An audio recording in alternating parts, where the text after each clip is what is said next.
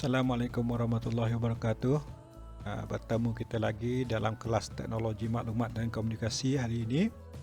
Baik, sambungan daripada pelajaran lepas, kita masih lagi belajar mengenai untuk tahun 6 ni kita belajar satu topik ya, pengatur caraan, atur cara. Ya, apa itu atur cara?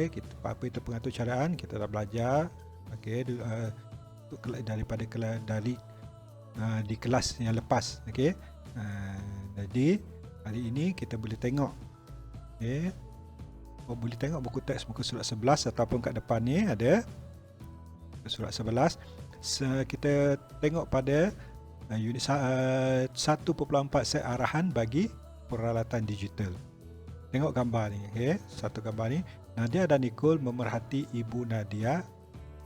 Nadia, Nicole. Nadia and Nicole, dia memerhati ibu Nadia. Ni ibu Nadia, dia buat apa? Dia sedang menyemak harga. Semak harga di sini. Dia pergi kat pasar raya besar. Biasanya kat pasar raya besar ada, okey. Awak sendiri pun mungkin pernah gunakan. Kita nak semak harga, kita scan je kat sini. Nanti dia akan keluar berapa harga barang tersebut. Sebab dekat pasar raya biasanya dia tak ada letak tanda harga kecil-kecil itu macam kedai-kedai kecil, okey. Dia gunakan yang ini, satu alat untuk menyemak harga. Pernahkah kamu menggunakan? Saya rasa awak pun pernah menggunakan. Wah, sebaik saja ibu mengimbas kod bar pada kotak tepung itu, ibu mengetahui harganya. Harga tepung ini RM2.60. Scannya dah tahu. Apa yang berlaku sebenarnya? Sebenarnya mesin itu melaksanakan proses yang berikut. Apa proses yang dilakukannya? Mesin ini sebenarnya dia membaca kod bar pada barangan. Apa itu kod bar? Kalau kita tengok, kalau awak beli, kalau awak ada kotak apa-apa barangan, biasa ada kod bar, kotak ada kod bar. Kod bar tu dia yang garis-garis rendah, garis panjang, garis itu kod bar. Kemudian dia baca kod bar, kemudian dia dapatkan harga barangan dari pangkalan data. Yang ini sebenarnya ada wayar sambung dekat sambungan ke komputer. Kemudian dia dapatkan harga dari pangkalan data, kemudian dia paparkan harga pada skrin. Peralatan digital mempunyai set arahan lengkap, dapat melaksanakan satu fungsi khusus dengan teratur. Set arahan tersebut terdapat pada atur cara komputer dalam komputer benamnya. Set arahan. Ada. Set arahan dia macam ni, mesin ni. Ni dia set arahan dia. Dapat bila baca kod bar ya, dapatkan harga di pangkalan data, kemudian paparkan harga. Itu saja dia punya set arahan dia. Baik, cuba awak tengok pula yang ini. Dalam buku teks awak, muka surat 13, muka surat 12 dan muka surat 13. Di mana ini tadi dia nak keluar siapa? Semasa keluar dari pasar raya, Nadia Nicole mengatakan ibu Nadia membuat bayaran tiket di tempat bayaran tiket tempat letak kereta melalui sistem pembayaran. Ada sistem pembayaran kat sini. Ini dia. Dia gunakan satu mesin. Bagaimanakah mesin itu mengira jumlah bayaran dikenakan? Mesti terfikir. Nicole terfikir, Nadia pun terfikir juga bagaimana mesin ini boleh menentukan jumlah wang yang diterima mencukupi. Sebenarnya mesin ni mungkin awak pernah jumpa kalau dekat tempat pasar besar ada, mesin itu melaksanakan proses berikut. Apa proses dia? Dia membaca maklumat pada tiket. Sebab sebelum masuk dekat kawasan parking pasar raya tu kita akan dapat satu tiket. Ni tiket ni, maksudnya kat tiket tu dia dah tulis dah pukul berapa, jam berapa masuk. Kemudian baca maklumat pada tiket, kemudian tentukan keabsahan tiket. Ada kod-kod dia, maksudnya tiket tu memang sah, memang tarikh dia hari tu. Bukannya tiket yang tipu, ataupun tiket lain pula, tiket parking tempat lain. Dia mesti kat situ je. Kirakan jumlah masa. ada jumlah masa dia. Bila masuk tiket ni, contohnya masuk pukul 10 pagi. Kat tiket ni akan tulis pukul 10. Lepas tu keluar pukul 12. Bila masuk je, maksudnya dia masukkan tiket ni pada jam 12.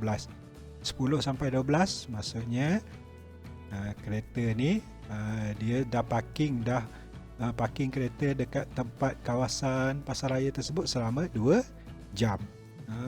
Itu contohlah. Kira masa, kemudian bayaran 1 jam berapa ringgit. Dia akan charge, akan keluar nanti harga dia. Papar jumlah bayaran berapa yang kena bayar. Baca jumlah wang diterima, lepas tu masukkan duit. Jadi mesin tu dia tahu berapa duit yang dia masuk, RM5 ke, RM1 ke, RM10 ke. Sama dengan mesin air yang ada kat sekolah kita tu.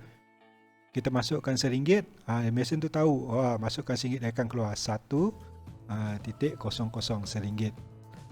Kalau masukkan RM50 dia akan keluar 50. Dia tak akan silap. Mesin tu tak akan silap. Kalau awak beli air kat sekolah kita tu, ada tak silap? Awak masukkan RM1 dia tulis RM10. Tak ada, okay? Tak mungkin berlaku. Payah nak berlaku tu, sangat sukar untuk dia berlaku. Kemudian nombor 7, bandingkan jumlah wang diterima dengan jumlah bayaran dikenakan. Kalau katakanlah parking ni jumlah dia RM1.50. Jadi dia akan katakanlah Mak Nadia ni tak ada duit 50 sen, dia masukkan RM2. Jadi nanti bila bayaran tu mesin ni tengok kena RM1.50, ada baki 50 sen, dan dia akan pulangkan baki sebanyak 50 sen. Tapi jika bayaran mencukupi, dia akan cetak kod kebenaran melepasi palang pada tiket. Kat tiket ni dia akan cetak kod. Lepas tu dia keluar balik tiket ni. Sebab apa? Sebab kita nak keluar nanti dekat palang tu, okay? Kemudian dia keluarkan tiket. Jadi itulah bagaimana mesin ini berfungsi. Terdapat peralatan digital mampu melaksanakan beberapa fungsi mengikut set arahan pada atur cara dalam komputer bernamanya. Lebih banyak fungsi dilaksanakan oleh sesuatu peralatan digital, lebih kompleks set arahan atau atur cara komputernya. Yang ini pun dah kira kompleks ni. Banyak ni arahan dia ni, okay? Sampai ada 9. Otak dia tak macam otak dia ni. Maksudnya otak dia tu komputer bernam dalam tu. Macam-macam. Okay, penuh. Jadi kompleks, dia akan menjadi lebih kompleks. Kalau macam kelas minggu lepas saya tunjuk mesin air saja kan, mesin air panas tu.